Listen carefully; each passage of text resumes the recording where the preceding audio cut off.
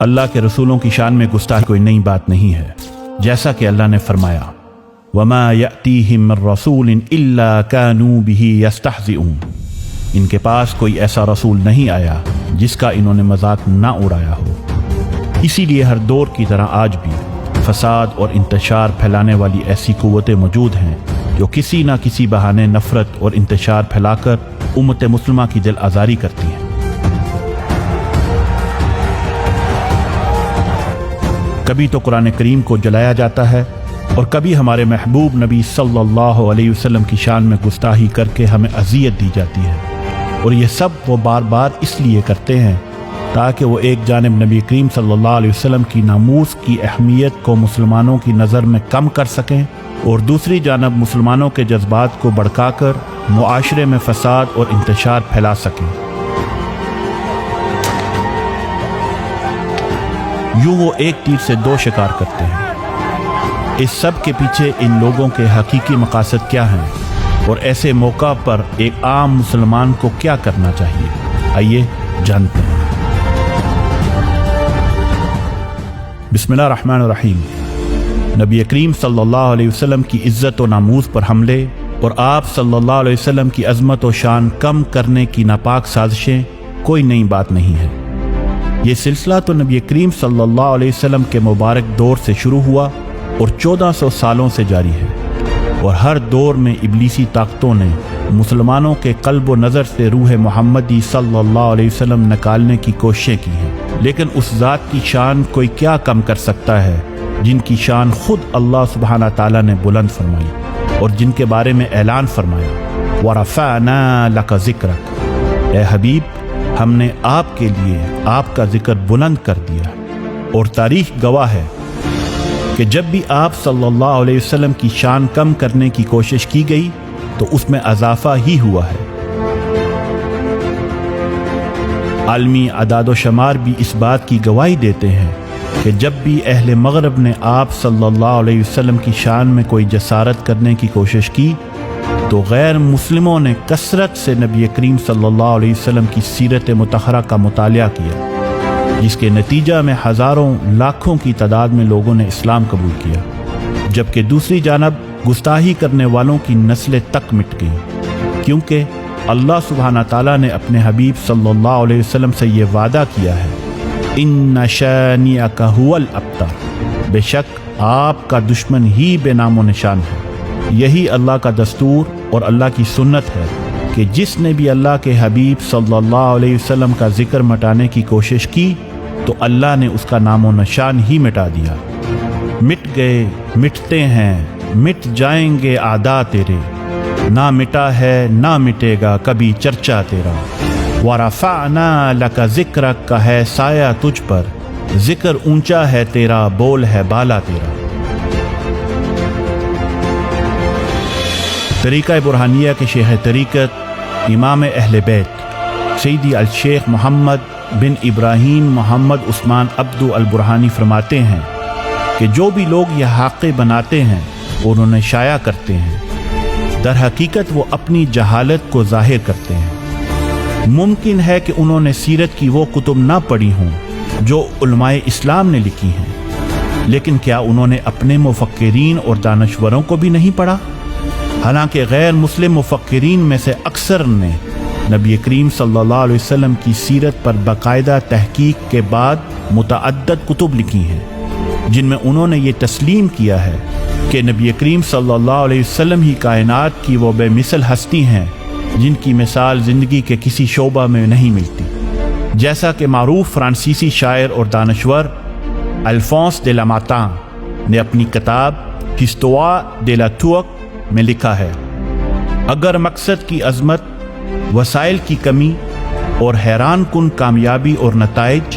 انسانی ذہانت اور کمال کے 3 معیار مقرر کر دیے جائیں تو پھر کون ہے جو کسی بھی عظیم تاریخی شخصیت کا موازنہ محمد سے کرنے کی بے وقوفی کر سکتا ہے؟ کیونکہ محمد سے زیادہ عظیم شخصیت دنیا کی تاریخ میں کوئی بھی نہیں۔ اسی طرح مشہور برطانوی مفکر اور ادیب جارج برنارڈ شاء نے اپنی کتاب دی جینوئن اسلام میں لکھا ہے محمد تو انسانیت کے نجات دہندہ ہیں۔ اگر پوری دنیا کے مسائل بھی محمد کے پاس لائے جاتے تو وہ یقیناً انہیں حل کر کے امن اور خوشحالی لے آتے۔ اسی طرح ممتاز امریکی سائنسدان اور scholar doctor John William Draper نے اپنی کتاب History of the Intellectual Development of Europe میں لکھا ہے،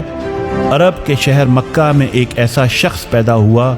جس نے نسل انسانی پر سب سے گہرے اثرات مرتب کیے۔ وہ شخص محمد ہیں، جنہوں نے ایسے ریاستی نظام کی بنیاد رکھی اور نسل انسانی کی ایسی رہنمائی کی، اگر کوئی پیغمبر خدا کہلانے کا حق رکھتا ہے تو بلا شبہ وہ محمد ہی ہیں۔ اسی طرح ایک ہندوستانی پروفیسر دیوان چند شرما نے اپنی کتاب پروفیٹس فرام دا ایسٹ میں لکھا ہے کہ محمد رحمت کی روح تھے، جنہوں نے انسانیت پر ایسے ناقابل فراموش اثرات مرتب کیے جو رہتی دنیا تک باقی رہیں گے۔ اسی طرح اور بھی بے شمار غیر مسلم مفکرین اور دانشوروں نے نبی کریم صلی اللہ علیہ وسلم کی شان میں کتابیں لکھی، جن میں R Bosworth Smith, Jules Barthelemy Saint Hilaire, Gustave Lebon, Thomas Carlyle, Henry Thomas, Dana Lee Thomas, Michael H Hart وغیرہ جیسے بڑے بڑے مغربی مفکرین اور دانشور شامل ہیں۔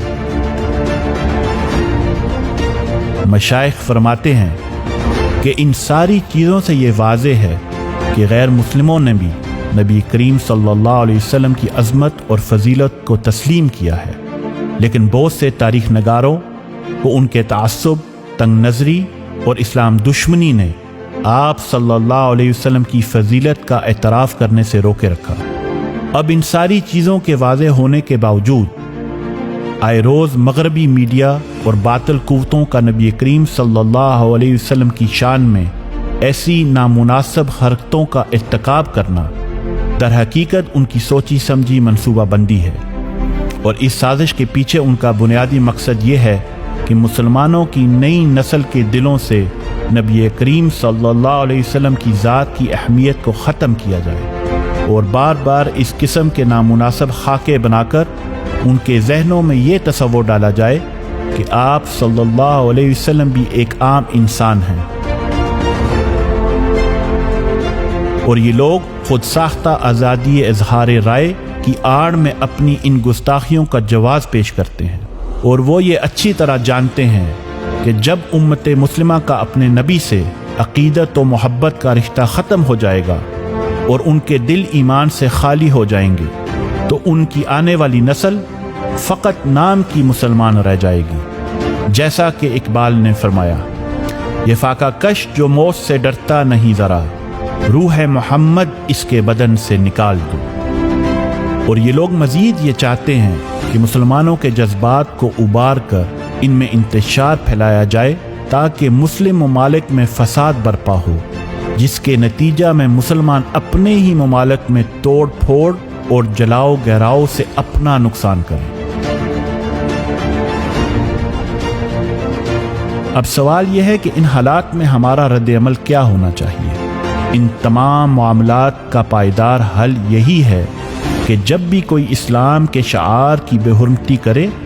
تو ہم اس کے مقابلے میں اپنے دین کا پرزور پرچار کریں۔ جب بھی وہ قرآن کریم کی بے حرمتی کریں تو ہم خود بھی علوم قرآن سیکھیں اور اپنی اولاد کو بھی سکھائیں، اور جب بھی وہ نبی کریم صلی اللہ علیہ وسلم کی شان میں گستاخی کریں تو ہم آپ صلی اللہ علیہ وسلم کے پیغام اور آپ کی سیرت کو مزید شدت کے ساتھ پوری دنیا میں پھیلائیں، اور خود کو اور اپنے بچوں کو نبی کریم صلی اللہ علیہ وسلم کی سیرت میں ڈھال کر آپ صلی اللہ علیہ وسلم کی تعلیمات کو عام کریں،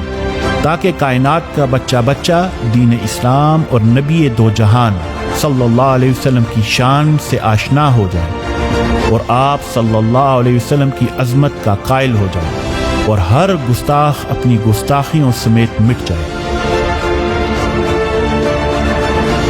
طریقہ برہانیہ پوری دنیا میں اس پیغام کو گھر گھر پہنچانے میں مصروف عمل ہے تاکہ غیر مسلموں کو اسلام کی حقیقی تعلیمات پہنچائی جا سکیں۔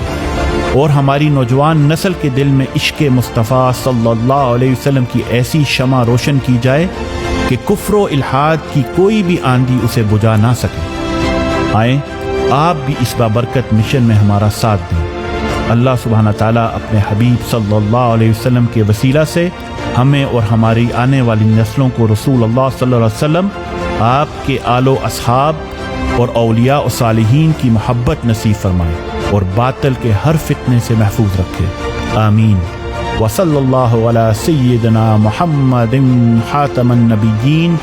والنبأ العظیم وعلی آلہ وصحبہ وازواجہ وسلم اجمعین۔